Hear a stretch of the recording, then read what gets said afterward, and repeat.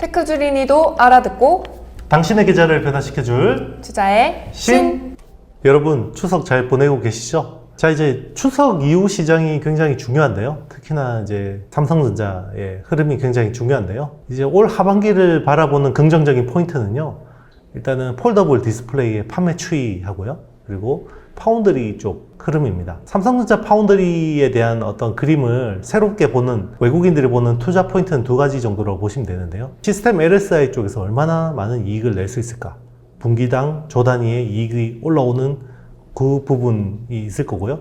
그리고 얼마나 큰 수주를 따낼 수 있을까? 이제 퀄컴 같은 팹리스 고객사를 한번 신규로 잡는다든지 이런 것들이 굉장히 또 삼성전자의 주가에 큰 중요한 포인트가 될 텐데요.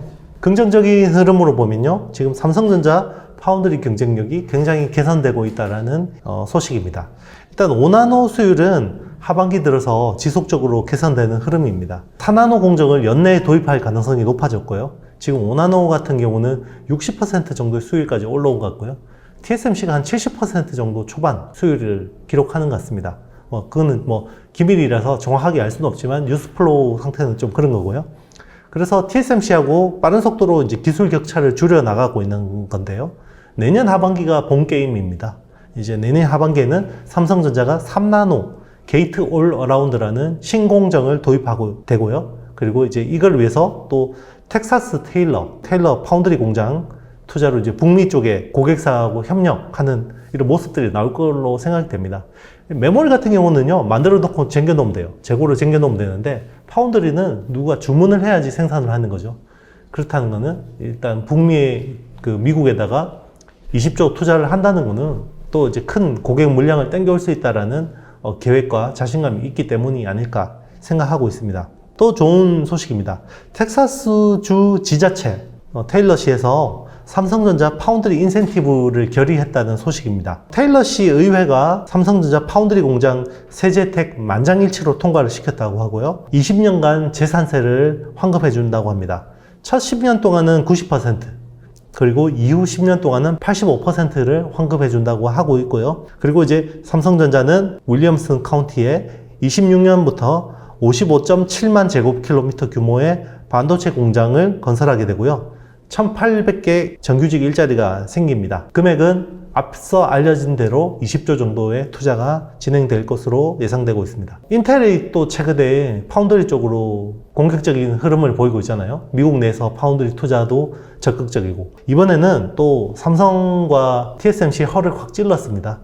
유럽에 신규 공장 2곳을 건설하기로 발표를 했고요. 지금 팻겔싱어 올드보이의 기환인데요. 올드보이들의 움직임이 굉장히 속도를 내고 있는 모습입니다. 800억 유로, 그러니까 우리나라 돈으로 한 110조 정도를 투자해서요. 유럽에 반도체 공장 2곳을 신설한다는 목표고요. 일단 아일랜드 공장은 차량 반도체 생산에 특화를 할 계획입니다. 유럽하고 차량 반도체 굉장히 잘 맞아떨어지죠. 유럽에는 굉장히 유명한 회사들이 많습니다. BMW 있고요. 그리고 폭스바겐, 다임러, 스텔란티스 같은 세계적인 완성차 업체들이 포진되어 있는데요.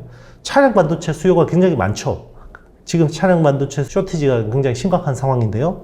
그런데 이 유럽 내 자동차, 특히나 차량 반도체 수급률이 10% 정도밖에 안 된답니다. 그래서 앞으로 유럽연합은 유럽 내에서 반도체 생산 시설을 확대할 계획이고요. 2030년까지 지금 10% 수준인 반도체 자급률을 20%까지 끌어올린다는 계획인데요. 여기에 200조 원을 지원하는 방안을 고민하고 있습니다. 그리고 이제 인텔이 미세 공정 수준도 안 좋은데 어떻게 차량 반도체냐라고 생각하실 분들이 있을 것 같은데요.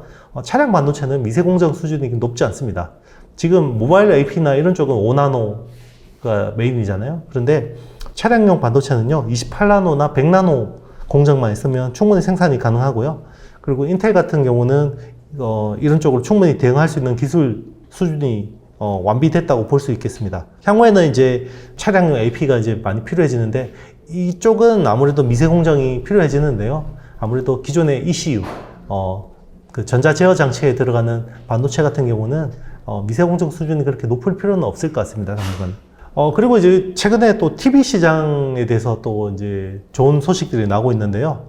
지금 TV 가격이 굉장히 많이 올랐다고 합니다. 좋은 것도 좋은 건데요. 일단 안 좋은 부분은 LCD 가격, 패널 가격이 올랐기 때문에 그런 건데요. 지금 TV 가격이 한 20% 정도 올랐다고 합니다. 2분기 기준으로요. 상반기 삼성전자 TV 평균 가격이 전년 대비해서 23% 올랐다고 하고요. 그리고 LG전자는 19.5% 올랐습니다. 보통은 이렇게 생산 설비가 이렇게 감가상각이 되기 때문에 부품 가격도 인하되고 해서 보통은 판가가 내려가는 게 보통 추세인데요. 올해는 굉장히 이례적인 상황입니다. 그게 왜 그러냐면 이제 LCD 가격 상승 한 6분기 연속으로 올랐었고요. 그리고 디스플레이 드라이브 IC 그리고 마이크로 컨트롤러 유닛 같은 반도체, 특히나 시스템 반도체 수급이 굉장히 불안정했기 때문에 이게 가격으로 전이가 된 거고요. 그리고 중국이 지금 LCD 시장을 60% 이상 선점을 해버렸죠. 그래서 19년 하반기 이후로 매년 가격이 올라가는 추세입니다. 한 8월부터는 조금 안정화됐다고 하는데요. 그래서 앞으로도 TV 가격 흐름 자체는 부정적일 수도 있다 이렇게 보고 있습니다. 그리고 뭐 완제품 업체에 나쁠 건 없을 것 같습니다. 2분기 북미 TV 시장 점유율 희비가 엇갈렸네요. 북미 시장은 굉장히 프리미엄 시장에서 되게 중요합니다. 그러니까 미국이죠. 북미인데 삼성전자 점유율이 35.7%로요. 전년 동기 42.6% 대비해서 6.9%포인트나 빠졌다고 합니다. 이게 아무래도 LCD 가격 상승 그리고 QLED라는 게 프리미엄 시장에서 점유율을 디펜스하기가 좀 쉽지 않아지는 흐름인 거고요. LG전자는 오히려 올랐어요. 20.1%로 전년 대비해서 2.1%포인트 상승했어요. 그래서 OLED TV가 결국은 이 상승세를 견인했고요. LG전자의 OLED TV 출하량은 전년 대비해서 198% 올랐습니다. 그 소니도 최근에 점유율이 많이 올랐는데요. 소니도 OLED TV 효과가 큽니다. 소니 점유율은 12.6%인데요. 전년 대비해서 5.8%포인트 올랐고요. 소니의 브랜드를 단 OLED TV 출하량이 192% 올랐습니다. 그러니까 소니가 쓰는 OLED TV 패널은 다 LG 디스플레이에서 공급받습니다. 삼성전자의 이제 방법은 하나밖에 없죠. QD OLED를 연내 빨리 양산시켜서 LG의 OLED TV에 대항마로 나서는 수밖에 없을 것 같습니다. 앞으로 그런 쪽 투자 흐름이나 이런 움직임들이 나오면 관련 수혜주들 흐름이 좋을 수도 있거든요. 관련 수혜주는 이제 제가 예전에 말씀드렸지만 이녹스 첨단 소재, 그리고 덕산 네오룩스, 덕산 테코피아 뭐 이런 회사들 좀 유망하게 보고 있습니다. 자, 저희 영상이 마음에 드셨다면요. 좋아요, 구독, 알림, 댓글 많이 남겨주시길 바라겠습니다. 그리고 풍성하고 행복한 한가위 되시길 바라겠습니다. 여러분 안녕.